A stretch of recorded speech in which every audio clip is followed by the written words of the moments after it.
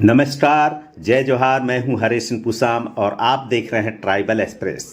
15 नवंबर को क्रांति सूर्य धरती आबा भगवान बिरसा मुंडा की जयंती के अवसर पर मंडला जिले के मोचा ग्राम में बिरसा मुंडा प्रतिमा का अनावरण किया गया। इस अवसर पर मंचीय कार्यक्रम में अनेक वक्ताओं के द्वारा उद्बोधन दिया गया।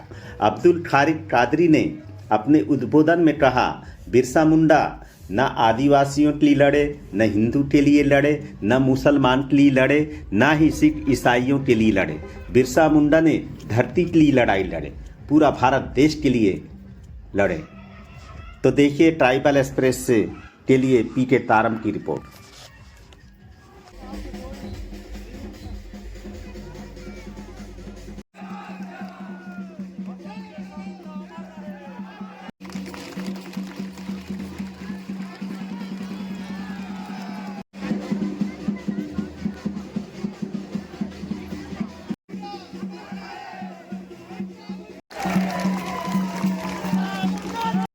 समीप हमारे मामा हमारे चाचा लोग हमको खाना ला करके दे देते, हम उसी अनाज से बड़े हुए हैं। आज अच्छे अच्छे लोगों के बीच में इतने अच्छे कार्यक्रम में यहाँ मौजूद हुआ। ये कार्यक्रम कोई छोटा नहीं है और ये कार्यक्रम आदिवासियों का ही नहीं है, ये हर भारतवासी का कार्यक्रम है। क्योंकि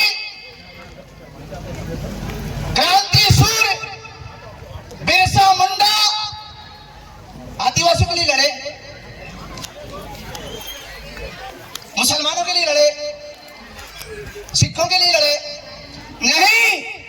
क्रांति सूर्य बिरसा मुंडा इस धरती के लिए लड़े, इस धरती में पैदा होने वाले के लिए लड़े, भारत के लिए लड़े और अंग्रेजों की नाक में दम न कर दिया, अंग्रेजों के छक्के छुड़ा दिए। ऐसी क्रांति जगाई क्रांति सूर्य बिरसा मुंडा ने। आज उनकी मूर्ति का अनावरण हुआ है। आप सब जानते हैं उनकी मूर्ति का अनावरण क्यों हुआ, किस लिए हुआ। जगह जगह पर बिरसा मुंडा की मूर्तियों का अनावरण हो रहा है। मैं 2-4 जगह भी आया तो वहां पर भी बिरसा मुंडा की मूर्तियों का देखते हुए आया और नमन करते हुए आया। कैसे क्रांति सूर्य बिरसा मुंडा हमारी जिंदगी में भी रहना चाहिए, हमारे खून में भी रहना चाहिए, रहना चाहिए कि नहीं।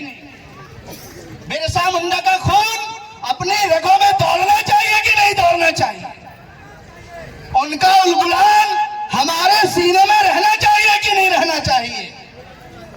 कब रहेगा, जब हम उनके पद चिन्हों पर चलेंगे, उनकी उलगुलान पर चलेंगे, उनकी क्रांतिकारी पर चलेंगे, तब उनका खून हमारे सीने में रहेगा। नहीं तो सिर्फ हम बोलेंगे और हमारे सीने से वो निकल जाएगा।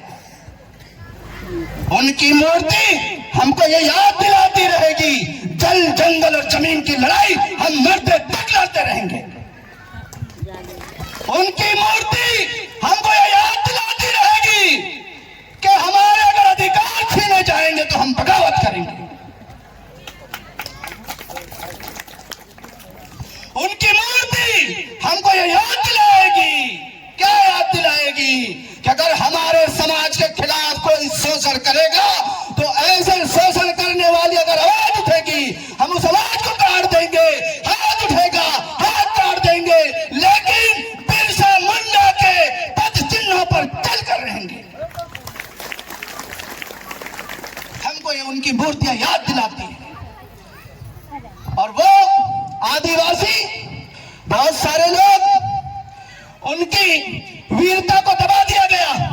आजादी के पन्ने जब लिखे गए, आजादी के बाद का इतिहास जब लिखा गया, बोला गया फलाने ने आजादी की लड़ाई लड़ी, फलाने आजादी की लड़ाई में लड़ा, लेकिन बिरसा मुंडा के साथ नाइंसाफ हुआ।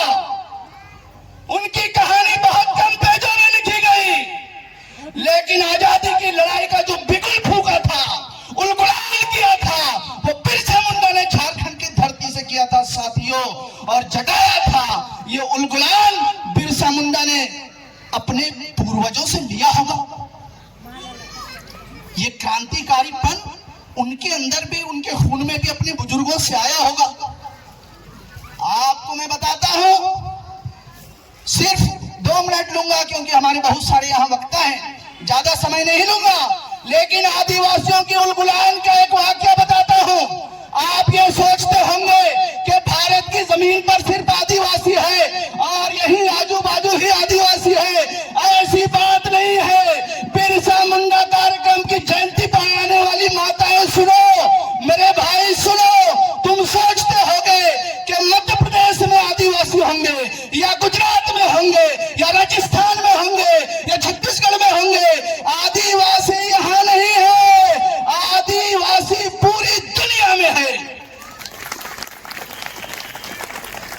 अब मैं एक आपको वाक्य बताऊंगा 2 मिनट में और अपनी बात को यहीं समाप्त करके चला जाऊंगा, लेकिन मेरी बात को याद रखना, गौर से सुनना। आदिवासियों ने जब भी उलगुलान किया है, बड़े बड़ों के छक्के छुड़ा दिए हैं, जब भी आदिवासी एक हुआ है, जब भी आदिवासी एक हुआ है, क्रांति ला दी है, उलगुलान ला दिया है। धरती सुनो, ये तो भारत की धरती है।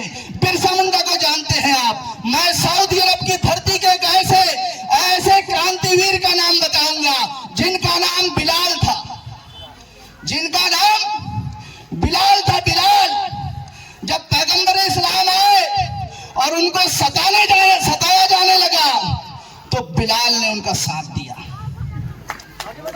बिलाल ने उनका साथ दिया और ऐसी क्रांति जगाई।